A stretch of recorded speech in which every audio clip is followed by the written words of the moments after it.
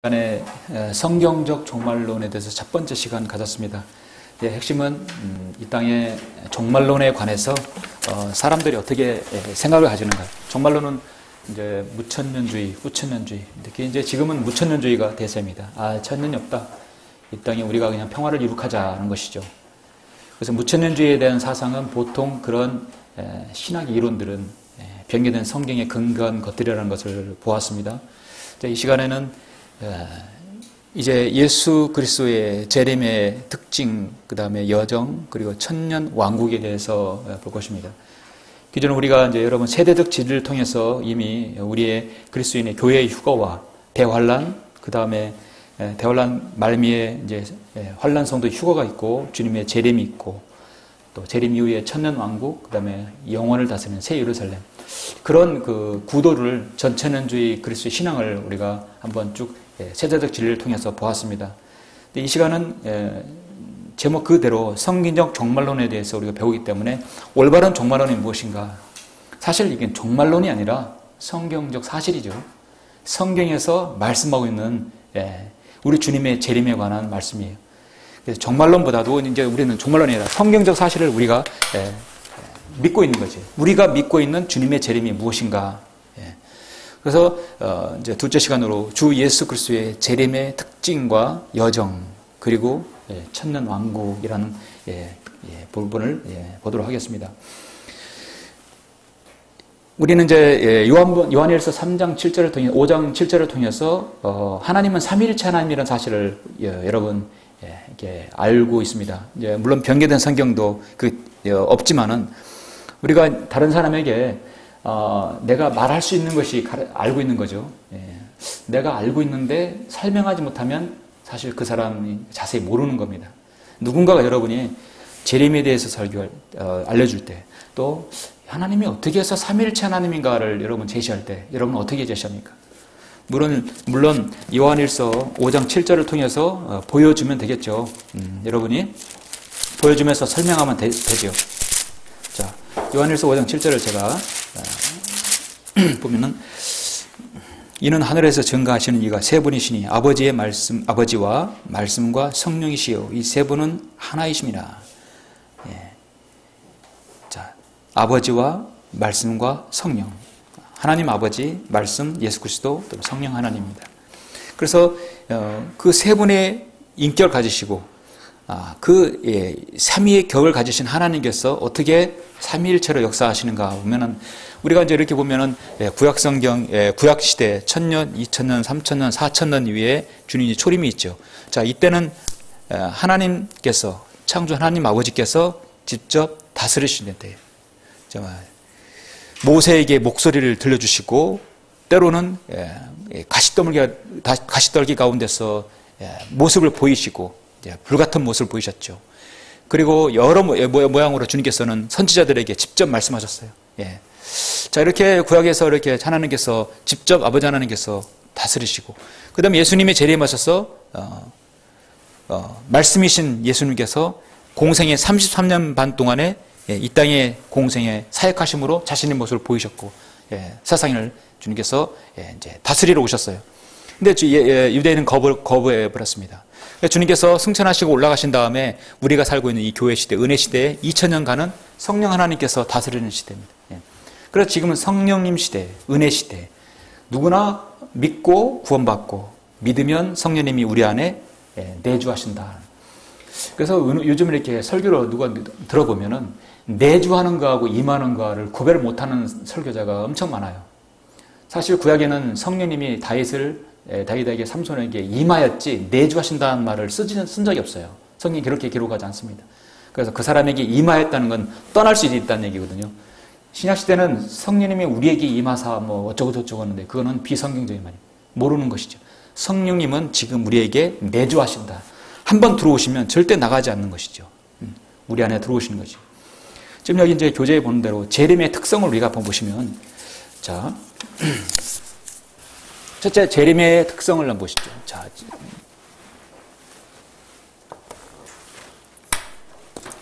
재림의 특징.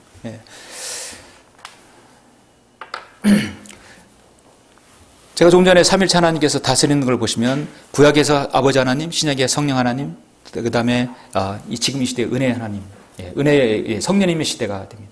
성령님께서 교회를 다스리시는 거죠. 그래서 성령님을 통한 사역, 성령님을 통한 복음 전파, 성령님을 통한 진리를 전파하는 이 시대는 우리 안에 내주하시지만 우리를 가운데 역사하시는 것이죠. 그 여러분 안에 성령님이 거하시기 때문에 구약에서 거하시는 그곳이 성전이 되었듯이 우리 몸이 성전이 된 거예요. 선지자로서 예수 그리스도는 죽임을 당하셨고 이제 올라가셔서 현재 대제사장의 직분을 담당하십니다. 지금은 성령님께서 관장하십니다. 이제 예수님께서는 초림 때 오셨듯이 재림에도 그때는 정말 왕으로서 이 땅에 오십니다. 대제사장의 직무를 마치시고 아버지의 보좌에서 떠나 이제 공중의 신부를 맞이하고 어린 양의 혼인잔치가 끝난 다음에 이 땅에 내려옵니다. 이제 그래서 신반석 어린 양 혼인잔치 끝나고 이 땅에 내려와서 이 땅을 1000년 동안 주님께서 통치하십니다. 재림 때 예수님께서는 그 목적지인 올리브산에 당도하실 때 두려움에 떨며 주님을 바라보는 자들 앞에 멈춰서서 자신의 모습을 내보일 것입니다. 이따 우리가 확인하겠지만 요한계시록 19장에 보면 흰말에 주님께서 위에 앉아 계시죠. 흰말을 타고 우리도 주님과 함께 뒤를 따라오는 것입니다. 주님께서 초림 때 오셨는데 그때는 가시의 면류관을 쓰셨어요. 이제는 주님은 영광의 면류관, 왕의 면류관을 쓰시고 세상의 모든 것을 다스리고 주님께서 관장하실 것입니다. 이제 주님의 재림이 곧 다가오고 있습니다. 다가올 때 이제 우리가 우리가 살펴볼 내용은 뭐냐면 이제 주님께서 재림하시는 그 경로를 알아야 되는 것인데요. 재림이 확실하다면 어떤 경로로 오는 것인가? 여러분, 예수님의 재림의 경로는 왜 알아야 되는 것인가? 그 중에 하나가 뭐냐면 그 말씀이 구약 성경에 예언이 되어 있는데 그 예언대로 성취될 것이라는 걸 보여주기 위해서입니다. 주님의 탄생은 여러 곳에서 특히 이사야 53장에서 이사야에서 미카서에서 7장에서 여러 곳에서 탄생과 죽으심에 대해서 예언하셨습니다. 그리고 주님의 재림까지도 예언하셨다는 얘기죠. 여러분 대단하지 않습니까? 선지서 말씀에 초림이 아니라 재림까지 예언하셨다는 얘기는 이제 선지자는 그걸 몰랐지만 우리가 그걸 봤을 때 초림과 재림을 구분할 수 있어요. 이건 초림이고 재림이다. 그렇다는 얘기는 초림 때 하나님께서는 이스라엘 백성 예수님을 거절할 거라는 것도 미리 아셨다는 얘기죠. 우리가 이제 재림의 행로를 봐야 되는 것이 바로 예언이 되었기 때문에 봐야 되는 것입니다. 지금까지는 이제 검은 보드로 해서 붙였는데 이 칠판을 바꾸면서 좀 깔끔하게 했는데 여러분 보시기 어땠나 모르겠습니다. 이제 왕의 대로 재림의 행로를 볼 때 설교를 들으신 분들은 이거 보셨을 것이에요.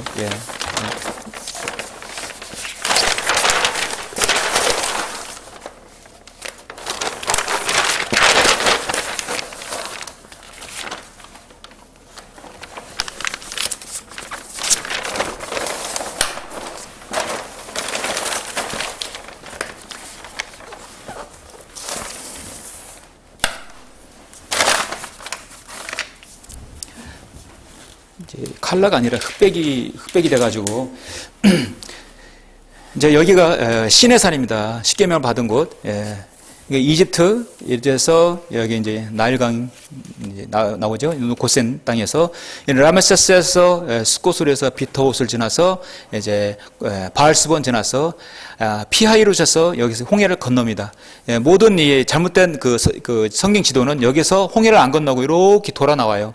홍해를 건넌 지도는 유일합니다. 홍해를 건너게 되죠. 건너서 시내 광야를 지나서 시내산에서 거쳐서 십계명을 받고 세일과 파란을 거쳐서 여기서 40년을 방황하게 되죠. 하나님께 40년을 훈련시킨 다음에 여기서 에돔과 모압을 지나서 여기서 요단강을 건너서 카나안 땅에 들어가는 것이 바로 이스라엘 백성들이 이집트 땅에서 나온 경로입니다. 40년의 기간에 그 경로를 통과했어요. 왕의 도르란 얘기는 예수님의 재림 행로가 바로 이스라엘 백성들이 이집트에 나와서 카나안 땅에 들어간 그 경로와 동일하다는 것입니다. 재판관계 5장을 한번 보시겠습니다.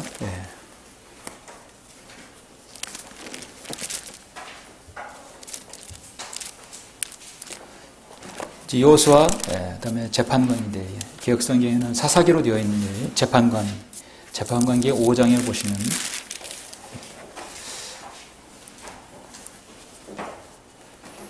드보라와 바락의 승리를 노래한 것인데 그 노래가 앞으로의 주님의 재림의 예언이 되었죠. 4절부터 5절, 6절 보시면 주여 주께서 세일에서 나가시고 주께서 에돔의 들에서 행진하실 때 땅이 진동하고 하늘들이 내려앉았더니 구름들도 물을 내렸나이다. 저기 세일과 에돔이 나오죠. 자, 드보와 바락은 이 승리한 노래에서 세일과 바락은 여기서 에돔 지역이라는 것은 아무런 관련이 사실도 없어요. 그런데 이것이 재림의 행로를 말씀하고 있는 것이죠. 산들이 주 앞에서부터 녹아내리니 드보와 바락이 전쟁을 치를 때 산들이 녹은 적은 없습니다. 그래서 이게 향상된 계시의 말씀이란 것입니다. 저 신의 반도도 신의 산도 이스라엘의 주 하나님 앞에서 녹아내렸도다. 아나세 아들 삼갈의 날에 야알의 날에 대로들은 비어 있었고 외형자들은 샛길로 다녔도다 말씀하고 있죠. 근데 핵심적인 말은 4절 세일에서 나가시고 주께서 에돔의 들에서 행진하셨다 말씀하고 있습니다. 이 부분을 하나만 더 보시면 이제 여러분 하박국을 한번 보시죠. 하박국 소선지서죠.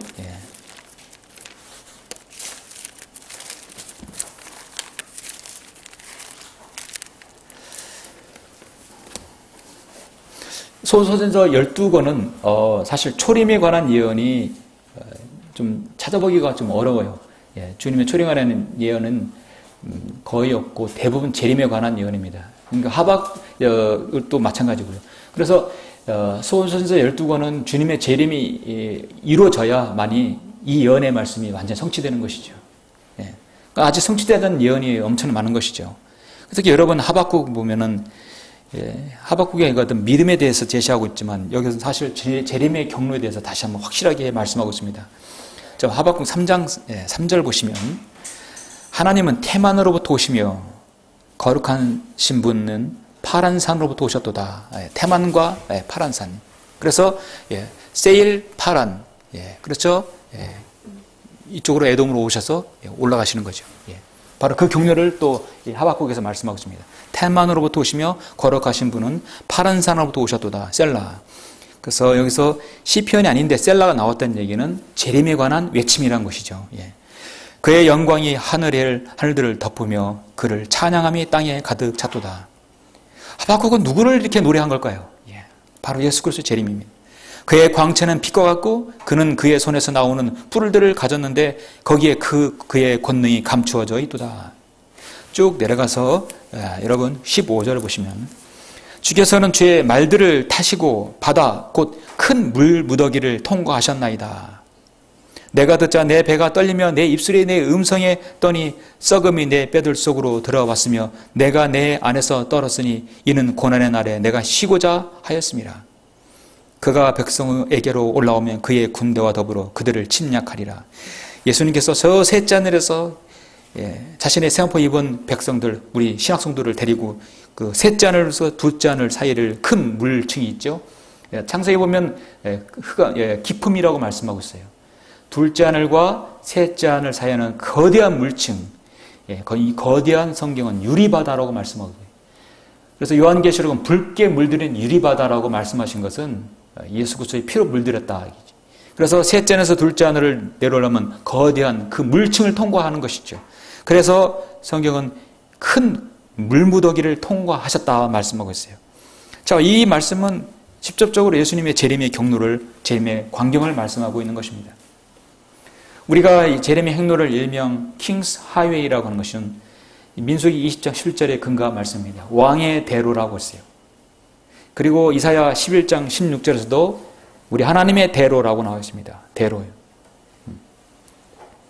예수님께서는 시내산에서 출발하여 파란산, 세일산, 에돔이 보스라죠. 셀라, 디본을 지나서 헤스본과 길과 여리코를 거쳐서 예루살렘 동문으로 입성할 것이다. 예루살렘 동문은 지금 굳게 막혀 있습니다. 주님께서 그곳으로 입성하십니다. 어떤 성이든 간에 우리나라도 경북군 동문은 항상 세자가 다음 왕이 될 사람, 또 왕의 문이었어요. 항상 동문은 왕이 통과하는 문이었습니다. 예루살렘 성도 마찬가지입니다. 성경은 해 아래 새 것은 없다 했어요. 모두 성경이 일찍이 나왔기 때문에 인간들이 따라하는 것이죠. 주님께서 올리브산에 서시면 산은 두 동강 난다고 했어요. 스가랴 14장 4절에서. 조금 전에도 여기 벳제판광에서 산들이 녹아버린다겠죠. 엄청난 지형 변화가 있을 거라고 믿습니다. 산이 두 동강 나면 나는 것이죠. 윤유적인 표현이 영적인 표현이 아닙니다. 엄청난 지형 변화가 있게 되면 지금 사해는 엄청난 염도로 인해서 뭐 사람이 들어가면 둥둥 뜬다고 했는데 그 염도에 있는 요단강이 흘러서 사해로 들어가는 그 사해는 한마디로 죽은 물이에요. 그래서 사해라고. 그러나 그 물은 이제 변모가 되어서 그 지각 변동으로 인해서 민족들을 치유하는 물로 바뀔 것입니다. 이제 그 말씀에 에스겔 30장부터 쭉 뒤에 나오죠. 그런데 오늘날 은사주의자들이 그 물을 가지고 이제 사기를 치는 것이죠. 자, 이 물을 먹으면 병이 낫고 뭐 한다는 거예요. 그걸 에스겔을 들어서 설교를 하더라고요. 예수님께서는 왕의 대로를 따라서 시내에서로부터 시작해서 올리브산으로 이제 오실 것을 성경에서 예언을 하고 있는 것입니다. 하나님의 대로, 왕의 대로입니다. 예수님은 이제 이렇게 오시기 전에 먼저 아마겟돈 전쟁에서 이제 적그리스도의 군대와 전쟁을 하게 되죠. 그래서 우리가 그 부분을 볼 때 예수님의 재림에서 볼 때 반드시 알아야 하는 것은 아마겟돈 전쟁이라는 것이죠. 자, 아마겟돈 전쟁을 보시면 우리가 오늘 핵심이 되는 요한계시록 여러분 19장을 한번 보시겠습니다.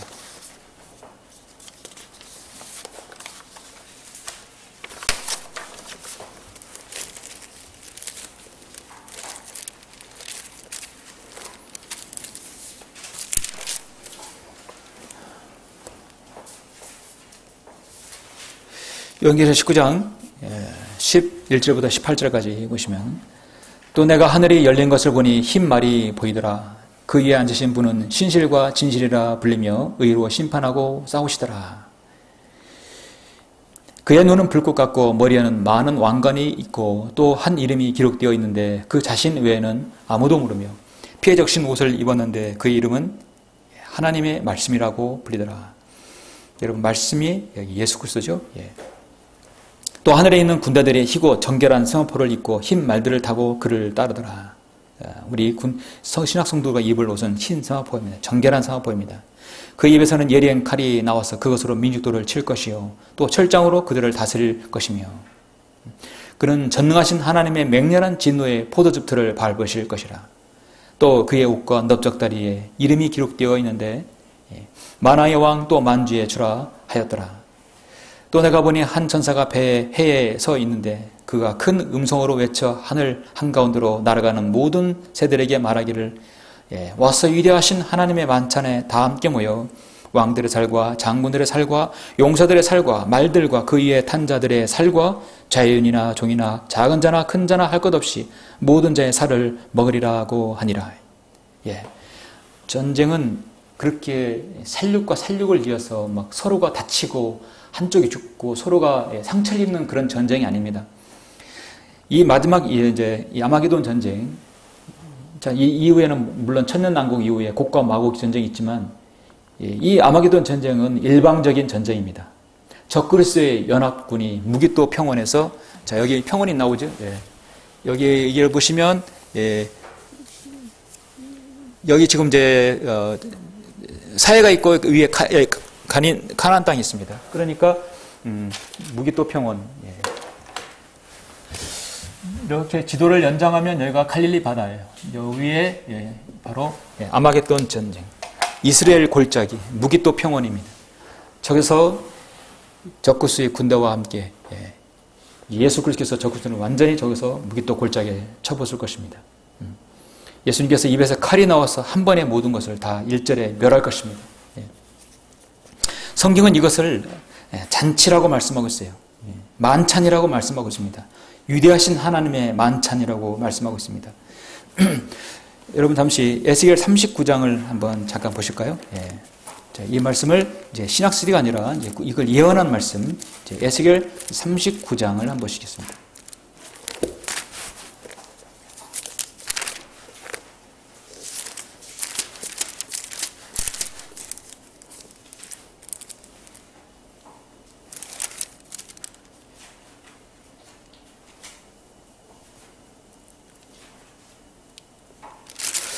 예수의 39장 17절에 보면 이 39장이 이제 아마겟돈 전쟁을 얘기하는 것인데요.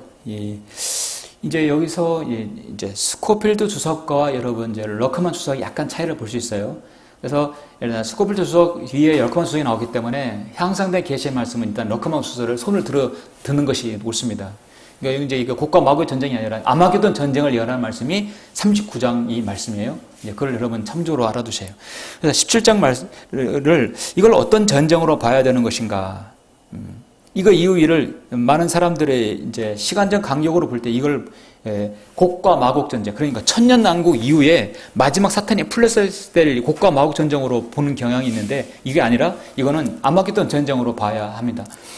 17절 너 인자야 주 하나님이 이같이 말하노라 너는 모든 달린 새와 들의 모든 짐승에게 이르라 모여오라 내가 너희를 위해 베푸는 나의 재물 즉 이스라엘의 산들 위에서 베푸는 큰 재물 사면에 모여서 너희는 살을 먹고 피를 마실지어다. 조금 전에 하나님의 이디엄 만찬이라고 했어요. 아마겟돈 전쟁이 끝난 다음의 상황입니다. 이것이 너희가 용사의 고기를 먹고 땅의 통차들과 바산의 모든 살찐 짐승인 순양과 어린 양과 염소와 소송아지 피를 마실지니라. 너희는 내가 너희를 위하여 베푼 내 재물에서 배가 부를 때까지 기름을 먹고 취할 때까지 피를 마실지니라. 그래야 너희는 나의 식탁에서 말들과 병거들과 용사들과 모든 전사들로 배부를지니라. 주 하나님이 말하노라. 바로 아마겟돈 전쟁의 적그리스도의 군사들을 얘기하는 것이죠. 그 목사님은 이 부분을 가지고 이제 동방의 2억 군대가 여기서 모인다고 하죠. 또 내가 내 영광을 이방 중에 두노니 모든 이방이 내가 행한 나의 심판과 내가 그들 위에 놓은 내 손을 보리라. 그리하여 이스라엘 집이 그날 이후부터 내가 주 그들의 하나님인 줄 알리라. 그렇죠? 예레미야 하나만 더 보시죠. 앞서서 예레미야 25장을 하나만 더 보시겠습니다.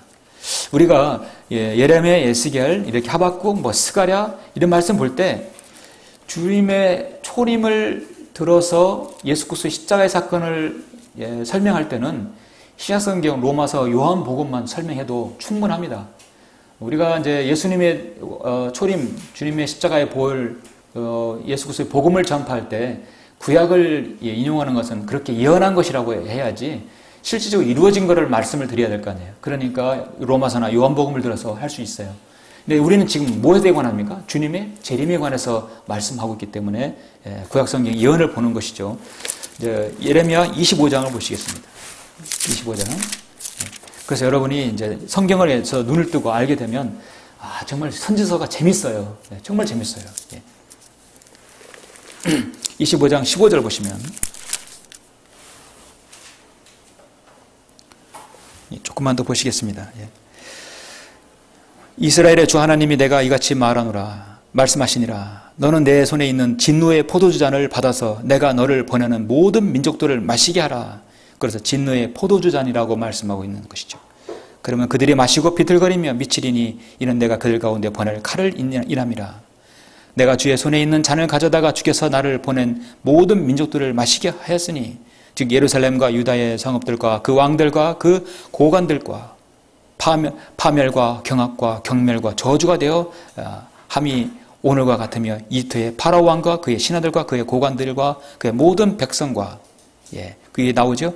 그래서 여기 이제 그 보시면 19절 이집트, 그 다음에 20절에 필리스타인, 그 다음에 21절에 여기 에돔과 모압, 암몬, 오늘날 요르단이죠. 22절에서 투로의 모든 왕, 시도의 모든 왕들, 레바논, 시리아, 그러죠. 23절에 드단과 테마와 부스. 여러분 드단, 테마, 부스는 지금의 사우디아라비아입니다. 25절에 시므리의 왕과 엘람은 지금의 이라크, 이란이에요. 이란이 아마드네자드 그 왕이 대통령이 지금 다른 후임 대통령이 되는데 그 이란 아마드네자드 대통령은 늘 하는 말이 뭐냐면 이스라엘은 지도상에서 없애버려야 한다고 말을 되짚었던 사람이에요. 이란도 마찬가지예요. 26절에 북쪽 원근에 있는 모든 한 사람과 지상에 있는 모든 세상의 모든 왕국들, 오늘날 유엔이지요. 마시게 하였느니라. 그러니까 이스라엘 주변에 있는 모든 아랍국들, 세계연합 모든 것들은 이 진노의 포도잔의 표적이 되고 결국 아마겟돈 전쟁에 모두 한 번 다 쓸어버린다는 얘기죠. 이게 바로 주님께서 예언하신 말씀이에요. 이런 예언의 말씀을 어디에다 적용시켜야 할까요? 초림에다가, 아니 이 시대에 어디에다? 주님의 재림밖에 없습니다.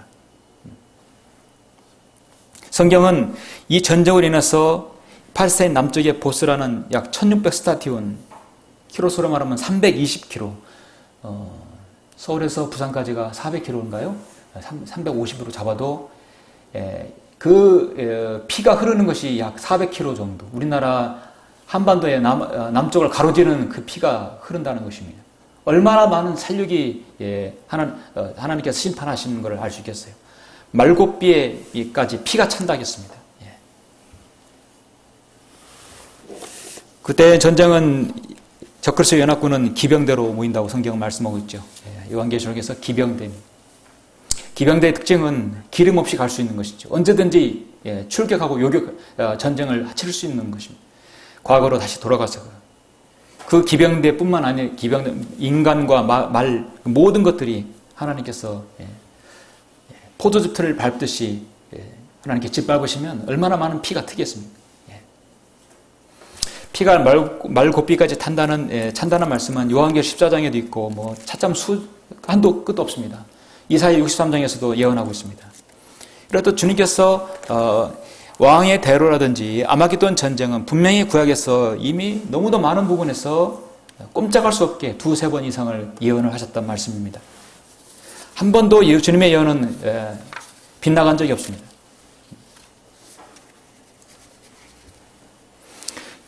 그리고 이제 주님께서 이 땅에 오셔서 이제 재림하시죠. 하셔서 바로 이루실 것은 많은 회복들이 있는데요. 자, 그 다음에 요한계시록 20장을 보시겠습니다. 19장 이제 재림하신 다음에 순차적으로 20장을 보시면 그 다음에 그리스도의 천년 왕국이 이루어지죠.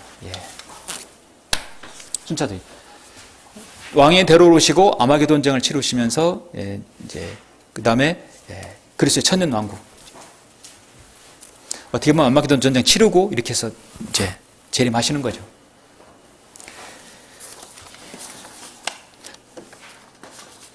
자, 20장에 보면은 4절 보십시오.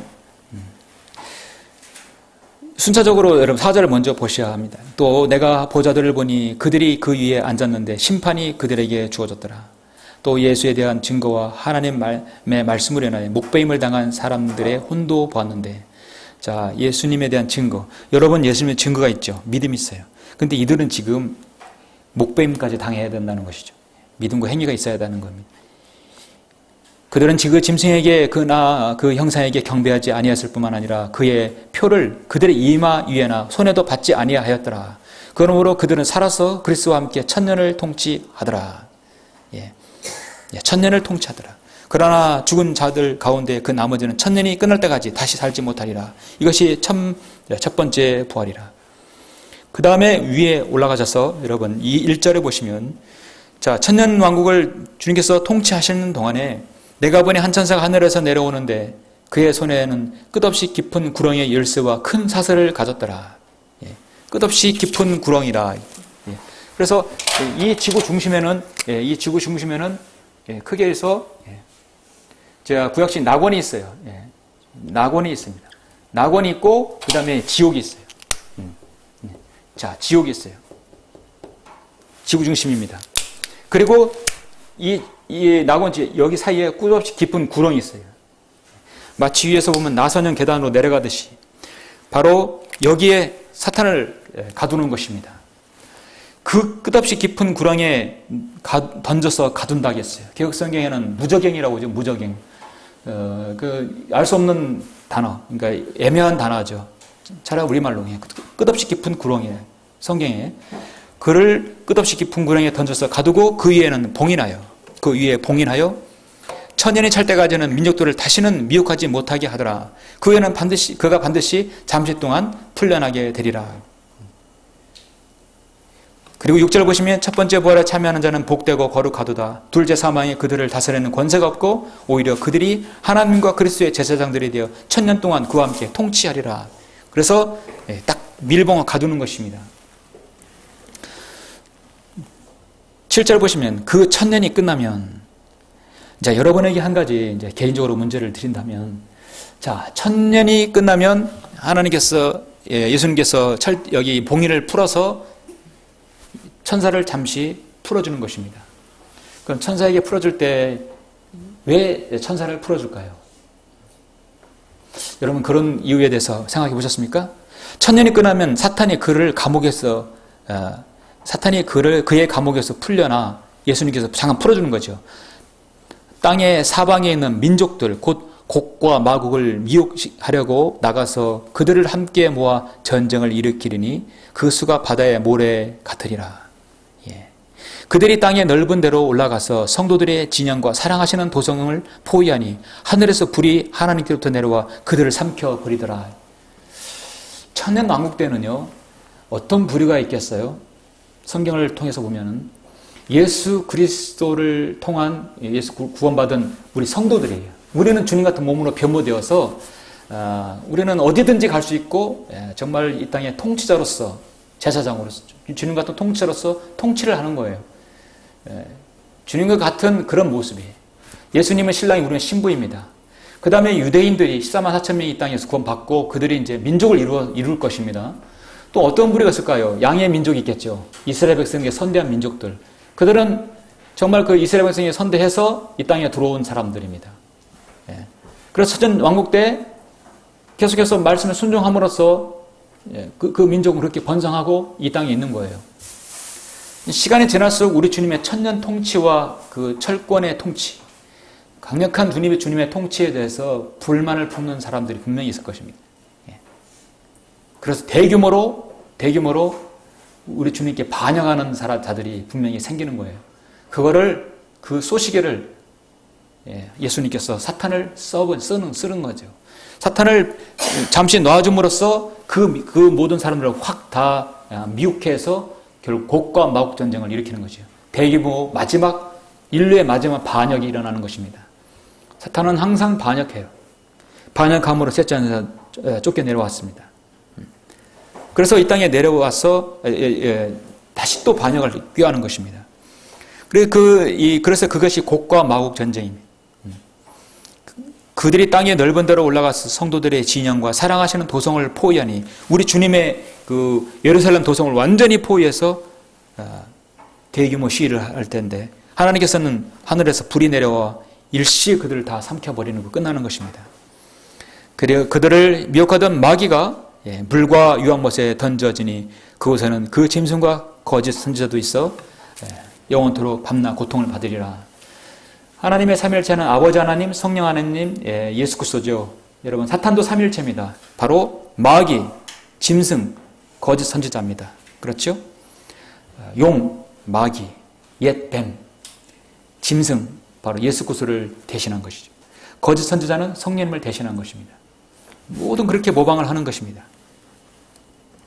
그렇게 천년 왕국은 끝나고 곡과 마곡 전쟁이 끝나면 이 지구는 불타 없어지고 그 다음에 새하늘과 새 땅이 일어나는 것이죠. 여러분 베드로후서 3장을 한번 보시겠습니다. 베드로후서 3장을 보시면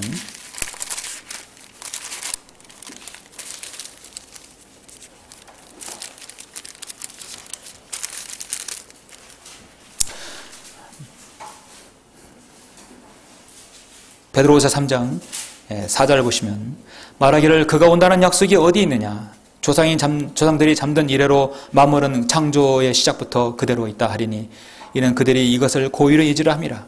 즉 하나님의 말씀에 의해 하늘들이 옛적부터 있었다는 것과 땅도 물에서 나왔고 물 안에 있었다는 것이니 이로써 이전에 있던 세상은 물이 범람해서 멸망하였느니라.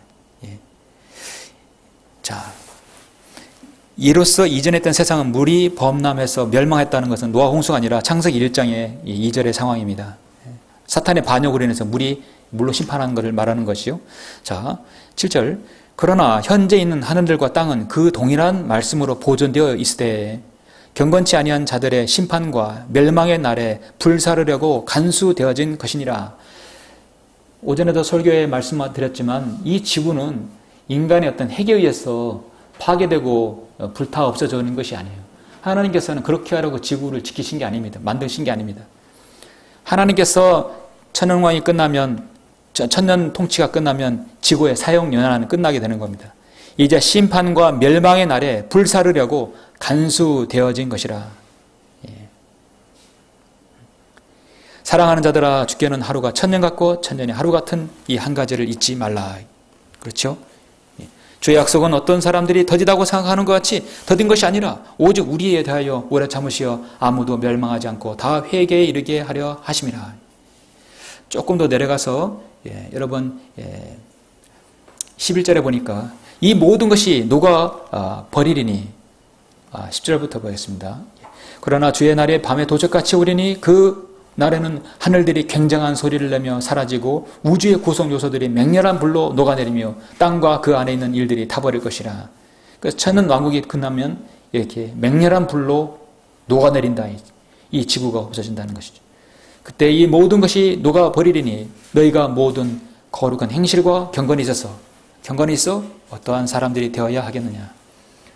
지금 세계의 모든 이제 과학이 발전한다는 미국 나사라든지 그런 곳에서는 계속해서 지구 말고 다른 행성들을 찾으려고, 지구와 비슷한 별들을 찾으려고 혈안이 되어 있죠.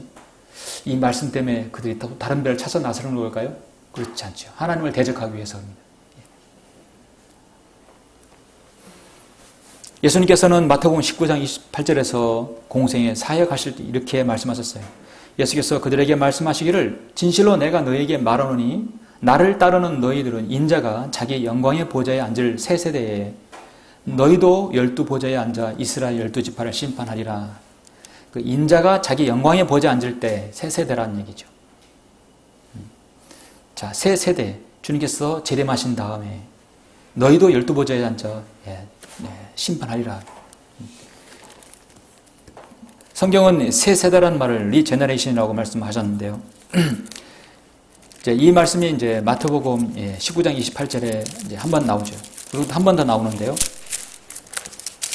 주님의 재림 이후에 하시는 말씀을 한번 하시고, 재림 이후에, 그 다음에 이제 이 부분을 디도서 2장, 3장 5절에서도 한번 말씀하고 있어요. 이 이제 리제너레이션, 세대라는 말씀을 이제 한 번 더 말씀했는데요. 이때는 새 세대가 아니라 디도서 3장 5절 한번 보시겠습니다. 디도서 3장 5절 보시면, 자, 3장 5절. 우리가 행한 의로운 행위에 의하지 않고 그의 자비하심에 따라 중생의 씻음과 성령의 새롭게 하심으로 우리를 구원하셨으니 이 성령을 예수 그리스도 우리 구주를 통하여 우리에게 풍성히 부어 주셨느니라 했습니다. 그래서 참으로 여기서 이제 성경을 알지 못하면 올바른 번역이 되지 않겠죠. 리제너레이션이라는 말씀을 여기서는 새 세대라고 하지 않고 중생이라고 했다. 같은 영어 단어인데도 헬라어 어원이 다르겠죠. 그래서 이 부분은 중생, 즉 우리 그리스도인의 거듭남에 대해서 말씀하고 있는 거예요. 디도서는 이제 신약시대 교리적인 말씀이니까. 근데 이것이 마태복음의 상황에서는 리제너레이션이 새 세대로 번역이 됐다. 이 말씀은 주님의 재림 이후에 되실 말씀이기 때문에 새로운 세대, 새 세대라고 말씀하고 있는 것입니다. 당연히 개혁성경, 개정판은 변기되어 있죠. 이제 주님께서 재림하시면 이 땅의 모든 자연과 동식물, 생태계, 환경 모든 것 다 완전히 주님께서 변모시켜 주실 것입니다. 인간의 과학이 아무리 발달해도 날씨라든지 지진이라든지 그건 해결할 수 없는 것이죠. 이 땅에서 예수님께 재림하시면 모든 민족들은 주님께 아련하러 주님께 경배드리러 예루살렘에 올라와야 합니다. 자, 이렇게 해서 우리가 주님의 재림의 특징, 그 다음에 아마겟돈 전쟁, 그리고 왕의 대로를 통해서 예루살렘 섬에 입성하고 그 다음에 천년 왕국을 통치하시고 그 다음에 지구엔 불타 없어지고 달과 태양은 영원히 존재하고 그런 다음에 우리가 새 하늘과 새 땅에 들어가는 것이죠. 이제 교재를 보면은 사실 네 번째 그래서 천년 왕국이 나오는데 이 뒤에는 주님과 함께 우리가 새 예루살렘 성에 들어가는 것이죠. 이제 그 부분은 이제 우리가 요한계시록 21장에 나오죠. 우리가 새 예루살렘에 들어가게 되고 그곳에 가면 전능하신 주 하나님과 그 어린 양이 그곳의 성전임이라. 그래서 영원을 주님과 함께 누리는 것입니다. 그래서 영원에 관한 부분은 끝이 없기 때문에 성경에서 21장에서 또 이사야 66장에서 제시하고 있습니다. 그래서 성경의 끝은 영혼으로서 끝나는 것이에요. 그래서 거기에는 밤이 없겠고 그들에게는 촛불도 햇빛도 필요하지 아니하리니 이는 주 하나님께서 그들을 비추시기 때문이라. 그들의 영원 뭉토록 통치하리라. 이것이 성경을 마지막 종결 짓는 부분입니다. 이제 6절부터 이후는 주님의 재림에 대해서 확고하게 다시 한번 출신으로 약속해 주시는 말씀이죠. 요한계시록 22장 끝에서 영혼으로 끝나면 다시 그 창세기로 다시 물려들어가는 거죠. 그래서 다시 태초부터 시작되는 거죠. 우리는 영생을 받은 사람이에요. 얻을 예정이 아니라 우리는 영생을 얻은 사람들이에요. 자, 우리가 사는 시대 70년, 80년, 좀 오래 살면 90년입니다. 이 짧은 생에 주님을 위해서 더 수고하고 섬기고 때로는 또 고난도 당해도 여러분 기꺼이 당할 수 있겠죠? 예. 어떤 어려움도 감수할 수 있겠죠. 그걸 통해서 우리 영혼을 바라보는 것입니다. 자, 주님은 성빈대로 여러분에게 보상해 주실 것이라고 약속해 주고 있습니다. 이제 오늘 두 번째 시간은 주님의 이런 재림의 경로라든 특징을 보았습니다. 다음 주는 마지막 시간으로 종말론에 대해서, 성경의 종말론에 대해서 마지막으로 배울 텐데요. 오늘날 많은 교회들이 왜 교회가 대환란을 통과하는가, 그 부분에 대해서 배우도록 하겠습니다. 오늘 강의 마치겠습니다.